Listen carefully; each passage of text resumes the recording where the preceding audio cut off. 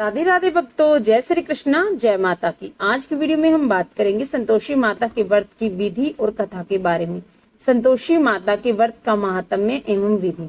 संतोषी माता के पिता गणेश, माता रिद्धि सिद्धि, धन धान्य, सोना चांदी, मोती मूंगा, रत्नों से भरा परिवार। पिता गणेश की दुलार भरी कमाई, दरिद्रता दूर, कलह का नाश, सुख शांतियों का प्रकाश, बालकों की फुलवारी, धंधे में मुनाफे भरी कमाई, मन की कामना पूर्ण, शोक विपत्ति चिंता सब दूर। संतोषी माता का लो नाम, जिससे बन जाए सारे काम। बोलो संतोषी माता की जय।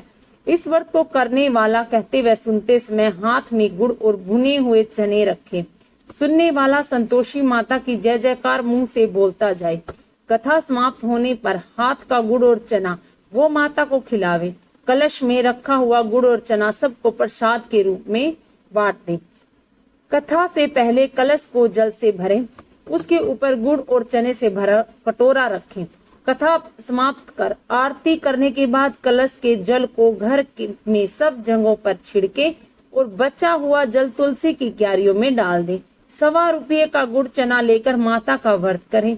गुड़ घर में हो तो लेवे, विचार न करें, क्योंकि माता भावना की भूखी है, कम ज्यादा का कोई विचार नहीं। इसीलिए जितना बन पड़े श्रद्धा से समर्पित करें।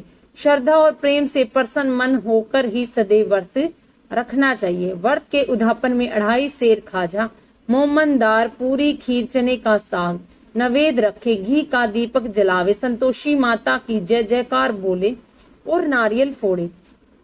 इस दिन घर में कोई खटाई न खावे और न स्वयं खावे, न किसी दूसरे को खाने दे। कुटुंबी के न मिले तो ब्राह्मणों के, रिश्तेदारों के या पड़ोस के बालक बुलावे। उन्हें खटाई की वस्तु न देवे, भोजन कराकर यथाशक्ति दक्षिणा देवे। नगद पैसे न देवे, कोई वस्तु दक्षिणा में देवे। व्रत करने वाला कथा सुन प्रसाद ले, एक समय भोजन करे। इससे माता प्रसन्न होगी, दुख दरिद्रता दूर होगी तथा मनोकामना पूर्ण होगी। संतोषी माता के व्रत की कथा। एक बुढ़िया थी, उसके 7 बेटे थे। 6 कमाने वाले थे, 1 निकम्मा था। बुढ़िया माँ 6 पुत्रों की रसोई बनाती, भोजन कराती और पीछे से जो बचता उसे 7वें को दे देती थी। परंतु 7वां पुत्र बड़ा भोला भाला था, मन में विचार न करता। एक दिन वह अपनी बहू से बोला, देखो मेरी माँ का मुझ पे कितना प्रेम है। वह बोली, हाँ क्यों नहीं, सबका बचा हुआ झूठा तुमको खिलाती है। वह बोला, ऐसा नहीं हो सकता, मैं जब तक आंखों से न देख लूं मान नहीं सकता। बहू ने हंसकर कहा, देख लोगे तो मान लोगे। कुछ दिन बाद एक बड़ा त्योहार आया। घर में 7 प्रकार के भोजन और चूरमे के लड्डू बने। वह परीक्षा लेने के लिए सिर दर्द का बहाना कर पतला कपड़ा सिर पर ओढ़कर रसोई घर में सो गया और कपड़े में से सब देखता रहा। 6 भाई भोजन करने आए। उसने देखा कि माँ ने उनके लिए सुंदर सुंदर आसन बिछाए हैं। 7 प्रकार की रसोई परोसी, वह आग्रह करके जिमाती है। वह देखता रहा।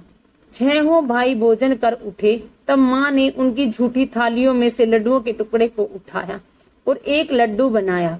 जूठन साफ कर बुढ़िया माँ ने पुकारा, उठ बेटा, 6 भाई भोजन कर गए हैं, अब तू ही बाकी है, उठ भोजन कर ले। उसने कहा, माँ मुझे भोजन नहीं करना, मैं परदेश जा रहा हूँ।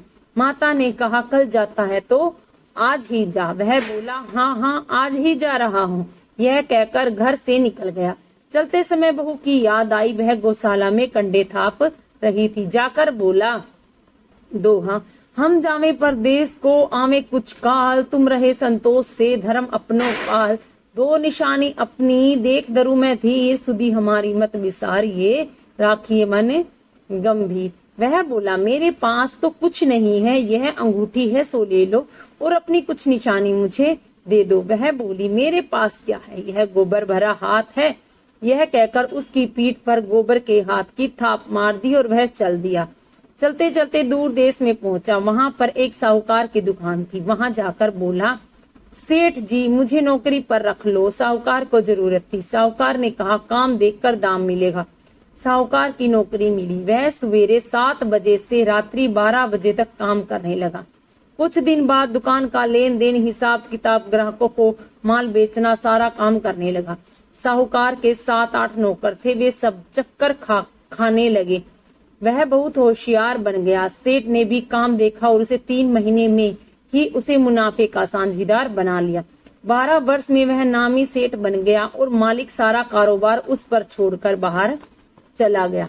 इधर बहू पर क्या बीती सो सुनो। सास ससुर उसे दुख देने लगे, सारी गृहस्थी का काम करा, उसे लकड़ी लेने जंगल में भेजते। इस बीच घर की रोटी के आटे में से जो भूसी निकलती उसकी रोटी बनाकर रख दी जाती और फूटे नारियल की कटोरी में पानी। इस तरह दिन बीतते रहे। एक दिन वह लकड़ी लेने जा रही थी कि रास्ते में बहुत सी स्त्रियां संतोषी माता का व्रत करती दिखाई दी।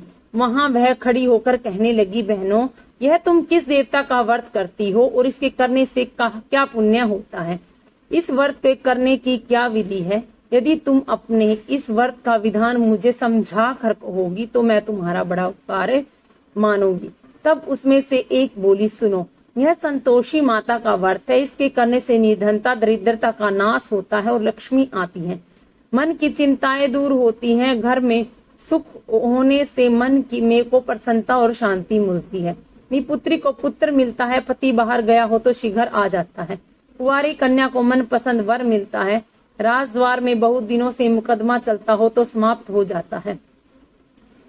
कलह कलेश की निवृत्ति हो, सुख शांति हो, घर में धन जमा हो, पैसा जायदाद का लाभ हो और भी मन में जो कुछ कामना हो सब इस संतोषी माता की कृपा से पूरी हो जाती है।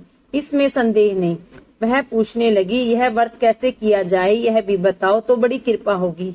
स्त्री बोली, 1.25 रुपये का गुड़ चना लेना, इच्छा हो तो 5.25 रुपये का लेना, 10.25 रुपये का भी सहूलियत के अनुसार लेना। बिना परेशानी श्रद्धा और प्रेम से जितना भी बन सके सवाया लेना। 5.25 रुपये से 10.25 रुपये तथा इससे भी अधिक ज्यादा शक्ति और भक्ति के अनुसार गुड़ और चना ले। हर शुक्रवार को निराहार कथा कहना, सुनना, इसके बीच कर्म नहीं टूटे। लगातार नियम पालन करना। सुनने वाला कोई न मिले तो घर का दीपक जलाकर उसके आगे जल का पात्र रखकर कथा कहना। नियम न टूटे। जब तक कार्य सिद्ध न हो नियम पालन करना और कार्य सिद्ध हो जाने पर व्रत का उद्यापन करना। 3 मास में माता पूरा फल प्रदान करती है। यदि किसी के खोटे ग्रह हो तो भी माता 1 वर्ष में अवश्य कार्य सिद्ध करती है। कार्य सिद्ध होने पर ही उद्यापन करना चाहिए, बीच में नहीं। उद्यापन में 2.5 सेर आटे का खाजा, इसी अनुसार से खीर और चने का साग तैयार करना। 8 लड़कों को भोजन कराना। जहाँ तक मिले देवर जेठ भाई बंधु कुटुंब के लड़के लेना। न मिले तो रिश्तेदारों के और पड़ोसियों के लड़के बुलाना, उन्हें भोजन करा, यथाशक्ति दक्षिणा दे। माता का नियम पूरा करना। उस दिन घर में कोई खटाई न खाए। यह सुन बुढ़िया की बहू चल दी। रास्ते में लकड़ी के बोझ को बेच दिया और उन रुपयों से गुड़ चना ले माता के व्रत की तैयारी कर आगे चली और सामने मंदिर देख पूछने लगी कि यह मंदिर किसका है। सब कहने लगे, यह संतोषी माता का मंदिर है। यह सुन माता का नियम कुछ जानती नहीं। मैं बहुत दुखी हूँ। हे माता जगत जननी, तुम मेरा दुख दूर कर, मैं तेरी शरण में आई हूँ। माता को दया आई। एक शुक्रवार बीता कि दूसरे शुक्रवार को ही उसके पति का पत्र आया। तीसरे को उसका भेजा हुआ पैसा आ पहुंचा। यह देखकर जेठानियां मुंह सिकोड़ने लगी। इतने दिनों बाद इतना पैसा आया, इसमें क्या बढ़ावा है? लड़के ताना देने लगे। काकी के पास अब पत्थर आने लगे, रुपया आने लगा। अब तो काकी की खातिर बढ़ेगी। अब तो काकी बुलाने से भी नहीं बोलेगी।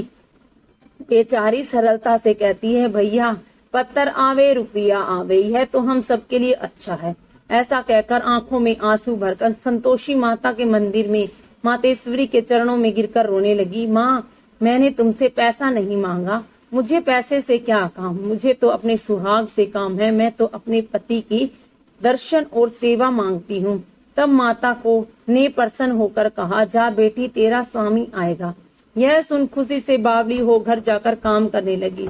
अब संतोषी माँ विचार करने लगी कि इस भोली पुत्री को मैंने कह तो दिया है कि तेरा पति आएगा, पर आएगा कहाँ से? वह तो इसे स्वप्न में भी याद नहीं करता।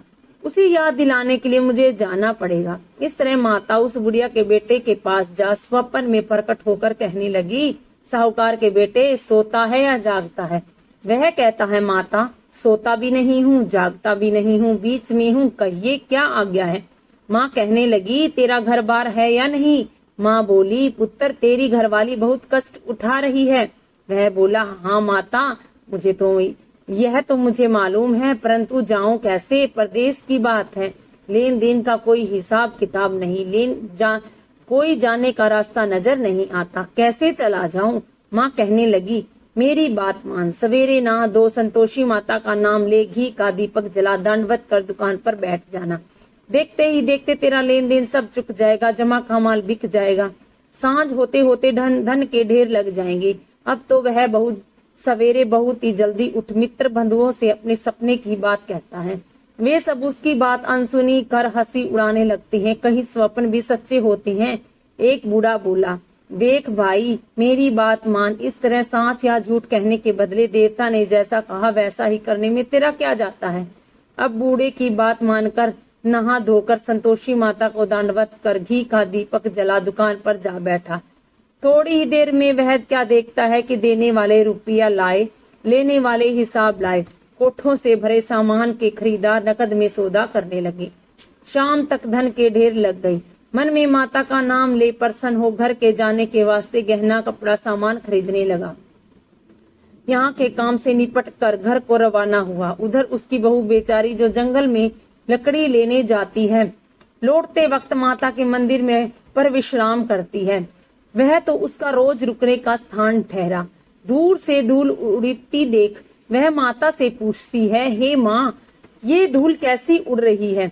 माँ कहती है, हे पुत्री, तेरा पति आ रहा है, अब तू ऐसा कर, लकड़ियों के 3 बोझ बना, एक नदी के किनारे रख, दूसरा मंदिर पर और तीसरा सिर पर रख। तेरे पति को लकड़ी का गट्ठा देकर मोह पैदा होगा, वह यहाँ रुकेगा, नाश्ता पानी बनाकर माँ से मिलने जाएगा।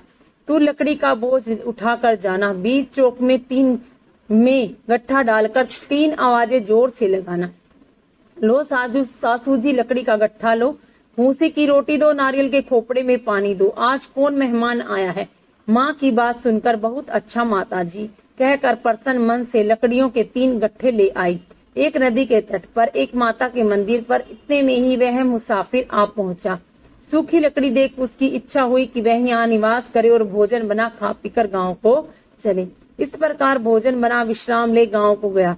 उसी समय बहू सिर पर लकड़ी का गट्ठा लिए आती है, उसे आंगन में डाल जोर से 3 आवाजें देती है, लो सासू जी, लकड़ी का गट्ठा लो, भूसी की रोटी दो, नारियल के खोपड़े में पानी दो, आज कौन सा मेहमान आया है? यह सुनकर उसकी सास अपने दिए हुए कष्टों को भुलाने हेतु कहती है, बहू ऐसा क्यों कहती है? तेरा पति ही तो आया है, आ बैठ, मीठी भात खाकर कपड़े गहने पहन। इतने में ही आवाज सुनकर स्वामी बाहर आता है और अंगूठी देखकर व्याकुल हो जाता है और माँ से पूछता है कि यह कौन है?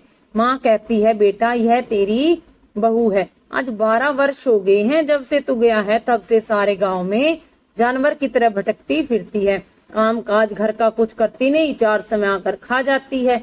यह तुम्हें देखकर भूसी की रोटी और नारियल के खोपड़े में पानी मांग रही है। वह लज्जित हो बोला, ठीक है माँ, मैंने इसे भी देख लिया है और तुम्हें भी। अब मुझे दूसरे घर की चाबी दो, मैं उसमें रहूंगा। ठीक है बेटा, जैसी तेरी मर्जी। यह कहकर माँ ने चाबी का गुच्छा पटक दिया। उसने चाबी का गुच्छा लेकर दूसरे कमरे को खोलकर सारा सामान जमाया। एक दिन में ही वह राजा के महल जैसा ठाठ-बाट बन गया। अब क्या था, वह सुख भोगने लगी। तत्पश्चात अगला शुक्रवार आया। उसने अपने पति से कहा, मुझे माता का उद्यापन करना है। उसका पति बोला, बहुत अच्छा, खुशी से कर लो।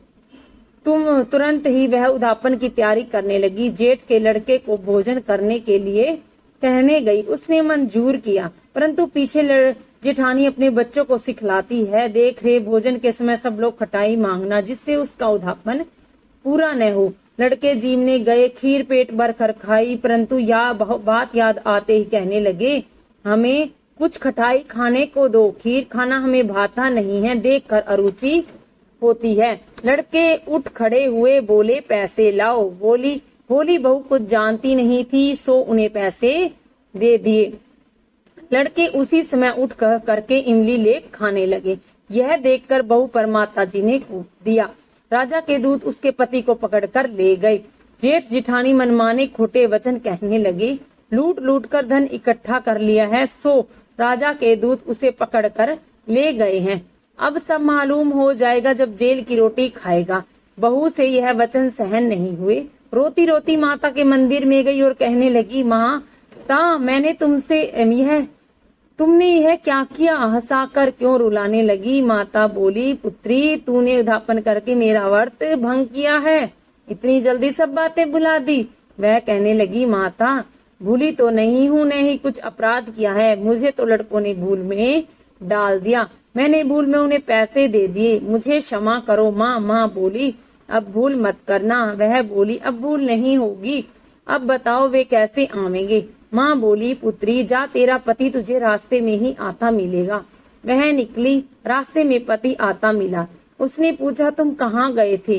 वह कहने लगी, इतना धन जो कमाया है उसका टैक्स राजा ने मांगा था, उसे भरने गया था। वह प्रसन्न हो बोली, भला हो, अब घर को चलो। कुछ दिन बाद फिर शुक्रवार आया। वह बोली, मुझे माता का उद्यापन करना है। पति ने कहा, करो। वह फिर जेठ के लड़कों को भोजन के लिए कहने लगी। जेठानी ने एक दो बातें सुनाई और लड़कों को सिखा दिया कि तुम पहले ही खटाई मांगना। लड़के खाना खाने से पहले ही कहने लगे, हमें खीर खाना भाता नहीं, जी बिगड़ता है, कुछ खटाई खाने को दो। बहू बोली, खटाई खाने को नहीं मिलेगी, खाना हो तो खाओ।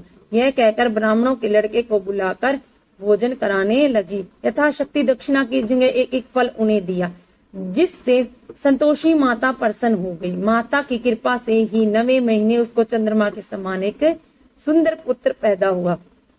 पुत्र को लेकर प्रतिदिन माता के मंदिर में जाने लगी। माँ ने सोचा कि यह रोज आती है, आज क्यों न मैं इसके घर चलूं, इसका आसरा देखूं तो सही। यह विचार कर माता ने भयानक रूप बनाया।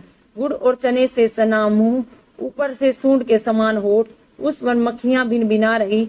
देहरी पर पैर रखते ही उसकी सास चिल्लाई, देख रे, कोई चुड़ैल डाकनी चली आ रही है। लड़को, इसे भगाओ, इसे भगाओ, नहीं तो किसी को खा जाएगी। लड़के डरने लगे, चिल्लाकर खिड़कियां बंद करने लगे। बहू रोशनदान में से देख रही थी, प्रसन्नता से पगली होकर चिल्लाने लगी, आज मेरी माता मेरे घर आई है। यह कहकर बच्चे को दूध पिलाने से हटाती है। इतने में सास का क्रोध फूट पड़ा, मेरी बहू, इसको देखो कैसी उतावली हुई, जो बच्चे को ही पटक दिया। इतने में माँ के प्रताप से जहाँ देखो वहाँ लड़के ही लड़के नजर आने लगे। बहू बोली, माँ जी, मैं जिनका व्रत करती हूँ यह वही संतोषी माता है। इतना कह झट से सारे घर के कवाड़ खोल दिए। सबने माता के चरण पकड़ लिए, विनती कर कहने लगे, हे माता, हम मूर्ख हैं, हम अज्ञानी हैं, तुम्हारे व्रत की विधि हम नहीं जानते, तुम्हारा व्रत भंग करके हमने बड़ा अपराध किया है। हे माँ, आप हमारे अपराध को क्षमा करो। इस प्रकार माता प्रसन्न हुई। हे माता, बहू को जैसा फल दिया वैसा सबको देना। जो यह कथा कहे या सुने उसका मनोरथ पूर्ण हो। बोलो संतोषी माता की जय। दोहा। ग्रंथ करोड़न में कहा है ये सबका सार, ब्रह्म सत्य जग झूठ है, जीवन ही ब्रह्म निहार। जीवन से जी जीवित जगत, माता खेलत खेल, ब्रह्म रूप पहचान लो, जग कटे जगत की जेल। माता को भोग लगाते समय की गई विनती। भोग लगाओ मैया योगेश्वरी, भोग लगाओ मैया भुवनेश्वरी, भोग लगाओ माता अन्नपूर्णेश्वरी। मधुर पदार्थ मन भाए, थाल सजाऊं खाजा खीर, प्रेम सहित विनती करूं धर धीर। तुम माता करुण गंभीर, भक्त चना गुड़ प्रिय पाए। शुक्रवार तेरो दिन प्यारो, कथा में पधारो दुख तारो। भाव मन में तेरो न्यारो, मन माहे सुख प्रकट आयो। बोलो संतोषी माता की जय। संतोषी माता की आरती। जय संतोषी माता, जय संतोषी माता, अपने सेवक जन को सुख संपत्ति दाता। ओम जय संतोषी माता, सुंदर चीर सुनहरी, माँ धारण कीनो, हीरा पन्ना दम के तन सिंगार लियो। ओम जय संतोषी माता, हेरु लाल छटा धवनी, वदन कमल सोहे, मंद हस्त करुणामयी, त्रिभुवन जन मोहे। ओम जय संतोषी माता, स्वर्ण सिंहासन पर बैठी, चवर डुरे प्यारे, धूप दीप नवेद मधुमेवा, भोग दरे न्यारे। ओम जय संतोषी माता, गुड़ अरु चना परम प्रिय, तामे संतोष किए, संतोषी कहलाई भगतन विभव दिए। ओम जय संतोषी माता। शुक्रवार प्रिय मानते आज दिवस सोही। भक्त मंडली छाई कथा सुनत मोही। ओम जय संतोषी माता। भक्ति भाव मया पूजा अंगीकृत की जो मन बसे हमारे इच्छित फल दीजो। ओम जय संतोषी माता। मंदिर जगमग ज्योति मंगल धवनी छाई। विनय करे हम बालक चरणन सिर नाई। ओम जय संतोषी माता। दुख दरिद्रों की संकट मुक्त किए। बहुधन धान्य भरे सुख सौभाग्य दिए। ओम जय संतोषी माता। ध्यान धरो जानो तेरा मनोवांछित फल पायो।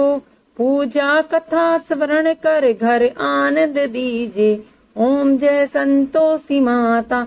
शरण गए की लाज राखिए जगदम्बे। संकट तू ही निवारे दयामय अम्बे। संतोषी माता की आरती जो कोई जन गावे। रिद्धि सिद्धि सुख संपत्ति जी भर के पावे। बोलो संतोषी माता की जय। राधे राधे भक्तों, जय श्री कृष्णा। हर हर महादेव।